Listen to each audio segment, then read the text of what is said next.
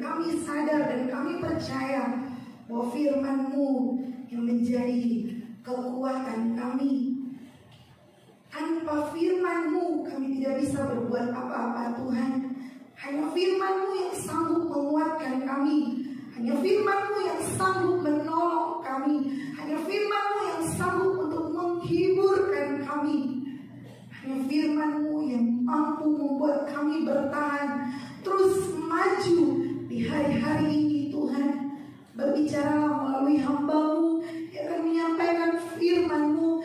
Urapan Allah ada dalam hidup hamba-Mu, sehingga kebenaran firman-Mu yang disampaikan bagi kami benar-benar berasal daripada Engkau, menjadi kekuatan kami. Terpujilah nama-Mu. Di dalam nama Tuhan Yesus kami sudah berdoa, kami sambut firman-Mu dalam nama Yesus. Haleluya. Amin.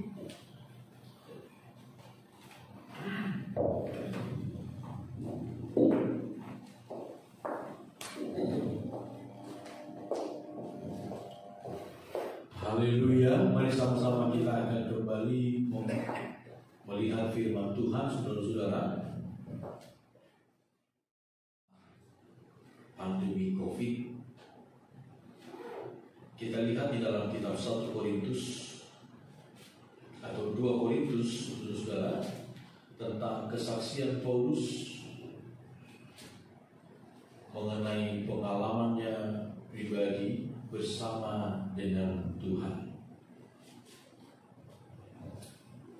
Saya baca mulai dari ayat 1 sampai ayat yang ke-10. Ini satu perikop.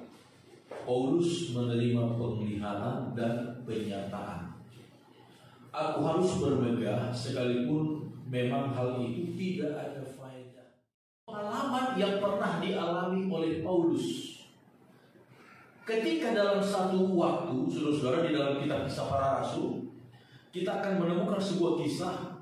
Satu waktu dia dilempari dengan batu dan orang-orang pikir dia sudah mati. Orang-orang berpikir dia sudah mati, tetapi ternyata tidak. Nah, dalam kesempatan itu sebenarnya Paulus sudah mati. Sebenarnya itu sebabnya dia berkata di sini dalam pengalamannya, orang itu seorang Kristen, entah di luar tubuh atau di dalam tubuh, aku tidak tahu. Hanya Allah yang mengetahuinya. Lalu disebutkan dia diangkat ke tingkat yang ketiga dari sorga. Saudara, apa maksudnya tingkat ketiga dari sorga? Saya ingin menjelaskan begini. Kata sorga di sini ini berbicara tentang langit. Langit. Ada 3 tingkatan. Yang pertama, saudara-saudara, tingkat yang paling tinggi ialah sorga itu sendiri, tempat kediaman Allah. Sorga. Yang kedua, tingkat yang kedua adalah alam semesta. Sorga pada yang di sini disebutkan sorga sebenarnya adalah langit. Pada tingkatan yang kedua adalah alam semesta, yang itu seringkali disebutkan sebagai ciptaan tangan Tuhan. Alam semesta, dan kalau berbicara alam semesta, maka itu adalah merupakan satu daerah yang tak terhingga. Belum ada alat dari manusia yang dapat mengukur berapa jumlahnya, berapa luasnya alam semesta. Dan bahkan sampai sekarang berapa jumlah galaksi yang ada di alam semesta ini belum ada seorang pun yang dapat memastikan. Karena begitu luas. Dan itu semua adalah langit tingkat yang kedua. Tingkat yang kedua. Yang oleh Alkitab berkata di dalam kitab Yesaya pasal yang ke-40, pasal 41, semua alam semesta ini di tangan Tuhan hanya seperti setitik air pada daun timba. Jadi kita bisa bayangkan betapa luar biasanya Allah kita. Seluruh alam semesta ini pada langit tingkat yang kedua itu hanya seperti setitik air dalam daun timba. Dan langit tingkat yang ketiga itu ialah dunia orang mati. Dunia orang mati, alam barzakh. Kata pemazmur dalam kitab Mazmur, kalau saudara baca punya Alkitab terjemahan lama, seringkali disebut dengan alam barzakh, dunia orang mati. Nah, pada waktu Paulus dilempari dengan batu itu, lalu dia mengalami satu pengalaman yang luar biasa. Dia diangkat pada tingkat yang ketiga dari sorga, yaitu ke sorga sendiri, ke Firdaus disebutkan di sini. Ke Firdaus. Dia mengalami pengalaman yang luar biasa. Lalu disebutkan dia mendengarkan kata-kata yang tidak boleh diucapkan manusia. Oh, luar biasa. Jadi saudara-saudara, Paulus sudah pernah melihat bagaimana suasana Firdaus. Bagaimana suasana Firdaus. Tetapi kita lihat saudara-saudara, Paulus tidak diizinkan Tuhan untuk lebih jauh menguraikannya, karena itu rahasia Tuhan. Dan itu sebabnya kita jangan sekali-kali saudara-saudara berusaha untuk cari-cari orang pintar yang bisa tahu kejadian di bawah kubur.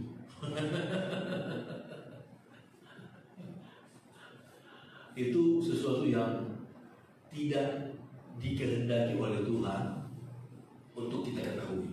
Paulus, walaupun dia ingat betul semua apa yang dia alami, dia sadari betul apa yang dia pernah alami, tetapi Tuhan tidak izinkan dia ternyata untuk menguraikannya secara panjang lebar. Dia hanya mengatakan secara sepintas, karena ada banyak orang pada waktu itu berkata bahwa Paulus itu bukan rasul. Banyak orang berkata pada waktu itu bahwa Paulus itu bukan seorang hamba Tuhan. Kurang lebih seperti itu. Maka dia menegaskan bahwa dia adalah seorang rasul, dia adalah seorang pelayan Kristus dengan segala kasih karunia yang dia terima dari Tuhan. Nah,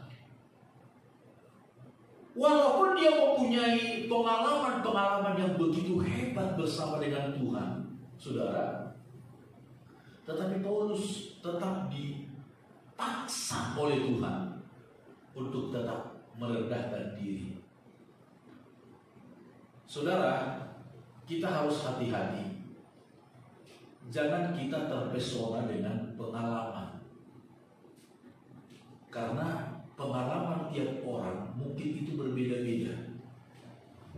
Saya ingin mengingatkan kepada kita, saudara, bahwa mungkin ke depan kita akan mendengarkan orang-orang dengan pengalaman-pengalaman yang mereka seolah-olah begitu hebat, tetapi ada spirit keangkuhan, kesombongan yang ada di dalamnya terhadap pengalaman-pengalaman seperti itu. Paulus di sini kalau kita membaca dia, seolah-olah dia sebenarnya sangat-sangat terpaksa untuk menceritakan pengalaman ini. Tetapi itu pun kalau kita melihat saudara-saudara, apa intinya dari semua itu? Dia berkata bahwa supaya aku jangan meninggikan diri karena penyataan-penyataan itu, ayat 7 yang luar biasa itu, maka aku diberi suatu duri di dalam dagingku, yaitu seorang utusan iblis untuk menggocok aku, supaya aku jangan meninggikan diri.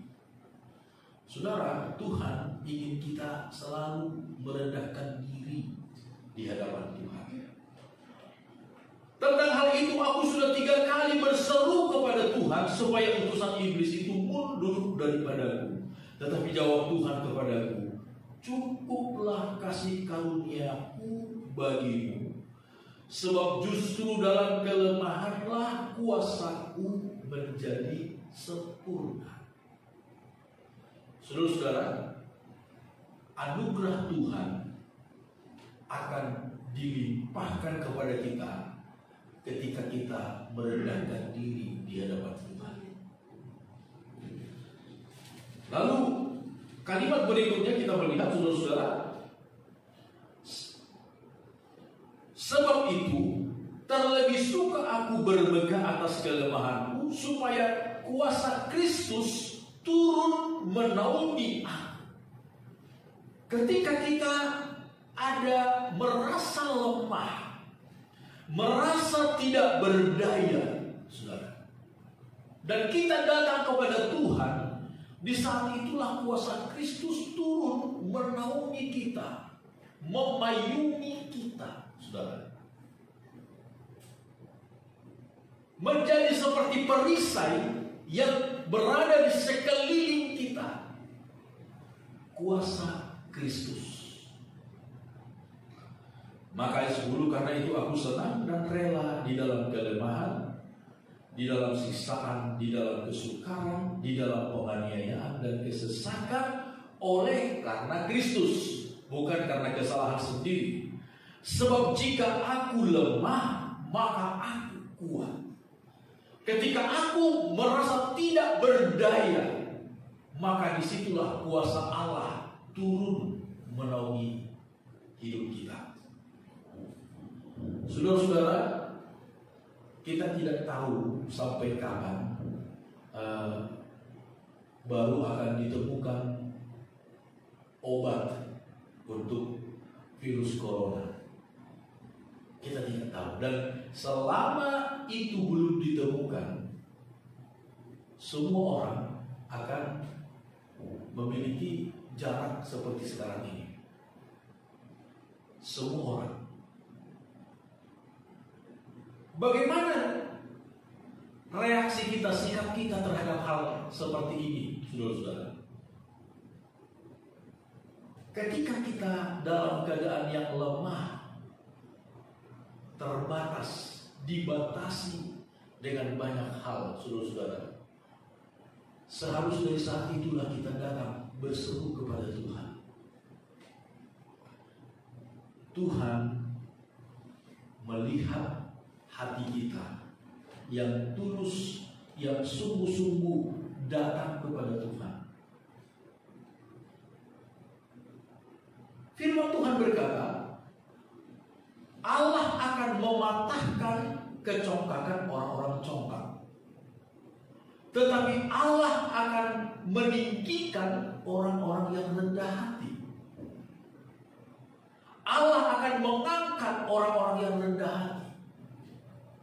Saudara, ketika kita dalam keadaan yang merasa tidak berdaya dan kita datang kepada Tuhan, kita melihat di dalam kitab Yesaya pasal 40, saudara-saudara, apa kata firman Tuhan dalam kitab Nabi Yesaya pasal 40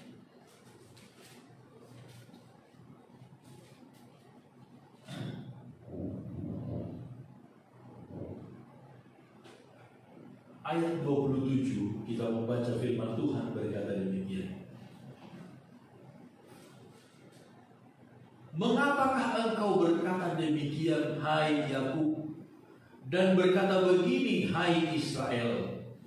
Hidupku tersembunyi dari Tuhan, dan hakku tidak diperhatikan Allah. Tidakkah kau tahu, dan tidakkah kau dengar? Tuhan ialah Allah kekal, yang menciptakan bumi dari ujung ke ujung. Ia tidak menjadi lelah dan tidak menjadi lesu, tidak terduga pengertiannya. Saudara-saudara, pada satu waktu orang Israel hopeless, tidak ada lagi pengharapan. Mereka berkata, hidup kami tersembunyi dari Tuhan. Tuhan tidak lagi memperhatikan hidup kami. Tuhan tidak lagi melihat keadaan kami, karena kesesakan yang menghimpit hidup mereka. Karena begitu banyak persoalan yang bertubi-tubi menghimpit hidup mereka, sehingga mereka berkata, Tuhan sudah tidak lagi melihat kami. Hidup kami telah tersembunyi dari hadapan Tuhan, dan hak-hak kami tidak lagi diperhatikan oleh Tuhan. Lalu ayat 29, Dia memberi kekuatan kepada yang lelah, menambah semangat kepada yang tiada berdaya. Orang-orang muda menjadi lelah dan lesu, teruna-teruna jatuh tersanggung. Tetapi orang-orang yang menanti-nantikan Tuhan mendapat kekuatan baru. Orang yang menanti-nantikan Tuhan, mereka seumpama Raja Wali yang naik terbang dengan kekuatan sayapnya. Mereka berlari dan tidak menjadi lesu, mereka berjalan dan tidak menjadi lelah. Ketika kita merendahkan diri, merasa tidak berdaya di hadapan Tuhan, disitulah kuasa Kristus turun menaungi kita, memayungi kita. Disitulah kuasa Kristus datang membentengi hidup kita, menjadi perisai bagi kita. Saudara-saudara, sekarang ini lagi laris semua yang namanya pelindung, saudara. Masker lah, kenapa itu? Yang penutup wajah itu yang dari plastik itu, saudara. Laris semuanya. Tetapi sekali lagi, saudara-saudara, itu tidak menjadi jaminan sebenarnya. Tidak menjadi jaminan. Ketika kita datang kepada Tuhan, kita merasa diri kita sebagai orang yang lemah, tidak ada penolong dalam hidup kita. Hanya Tuhan sebagai penolong kita. Maka disitulah kata Alkitab, kuasa Kristus akan turun menaungi hidup kita. Efesus pasal 1, apa yang dikatakan oleh Paulus kepada jemaat di Efesus dalam doanya untuk jemaat di Efesus, ayat 18. Efesus 1 ayat 18.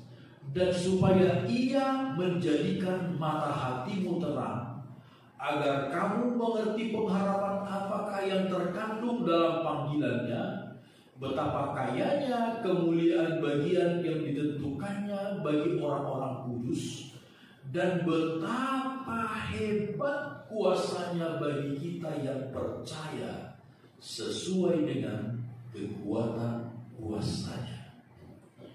Betapa hebat kuasanya bagi kita yang percaya sesuai dengan kekuatan kuasanya. Saudara-saudara, kuasa Tuhan jauh melebihi segala apapun juga di dalam dunia ini. Dalam kitab Raja-Raja dan Tawarik dikisahkan tentang Nabi Elia. Ketika dia bertemu dengan Ahab di akhir 3,5 tahun masa kemarau panjang, Elia berkata, Ahab, pulanglah engkau, sebentar lagi hujan akan turun.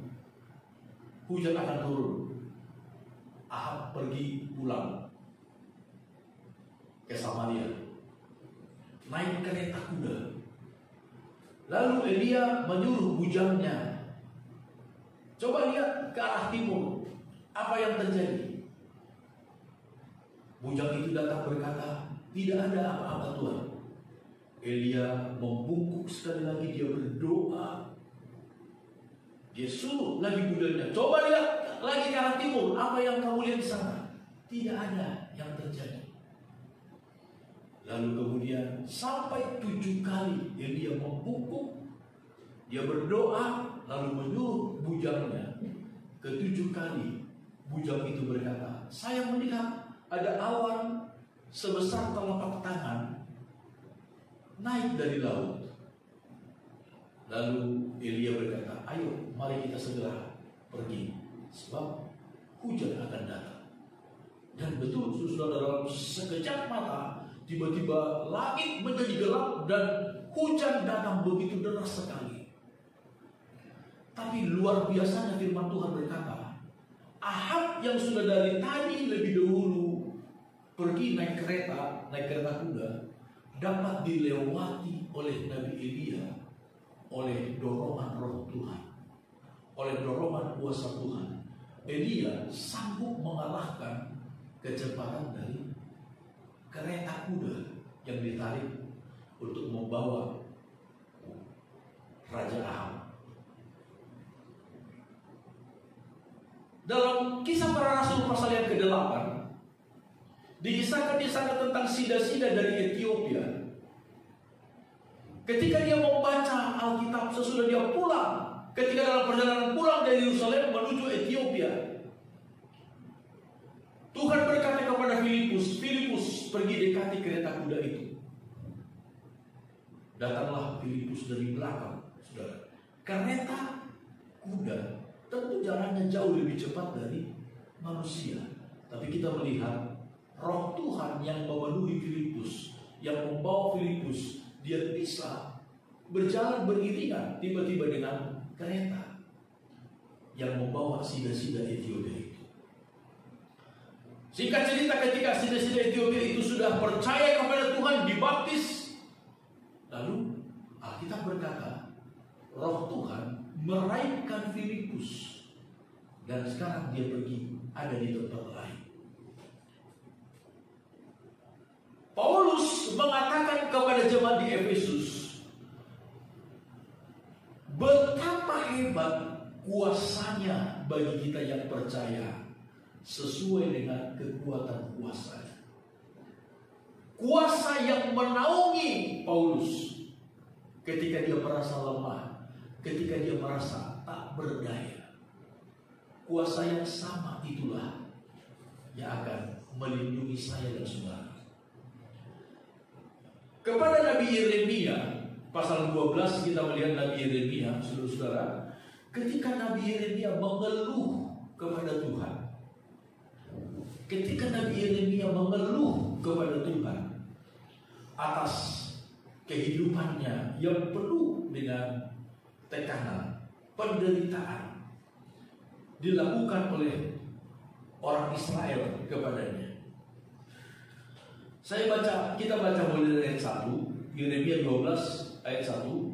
Engkau memang benar ya Tuhan, bila mana aku berbantah dengan Engkau. Tetapi aku mau berbicara dengan Engkau tentang keadilan. Mengapakah muncul hidup orang-orang fasik, sentosa semua orang yang berlaku tidak setia? Engkau membuat mereka tumbuh dan mereka pun juga berakar. Mereka tumbuh subur dan menghasilkan buah juga. Memang selalu Engkau di mulut mereka, tetapi jauh dari hati mereka. Ya Tuhan, Engkau mengenal aku. Ini Yeremia. Engkau melihat aku dan Engkau memuji bagaimana hatiku terhadap Engkau. Tariklah mereka keluar seperti domba-domba sembelihan, dan khususkanlah mereka untuk hari penyembelihan. Berapa lama lagi negeri ini menjadi kering dan rumput di segenap padang menjadi layu? Karena kejahatan penduduknya, binatang-binatang dan burung-burung habis lenyap. Sebab mereka telah mengira, iya Tuhan tidak akan melihat tingkah langkah kita. Ayat 5, kita perhatikan jawaban Allah kepada Nabi Yeremia. Ayat yang kelima, jika engkau telah berlari dengan orang berjalan kaki, dan engkau telah dilelahkan, bagaimanakah engkau hendak berpacu melawan kuda? Dan jika di negeri yang damai engkau tidak merasa tenteram, apakah yang akan engkau perbuat di hutan belukar sungai Yordan? Ini jawaban Tuhan kepada Nabi Yeremia. Kalau engkau berpacu, berlari dengan orang berjalan kaki dan engkau sudah lelah, bagaimanakah engkau dapat berpacu melawan kuda? Saudara, hari-hari ini kita sedang digambarkan kita berlari, berlomba, tetapi perlombaan lari kita melawan kuda. Sebenarnya tidak seimbang, bukan?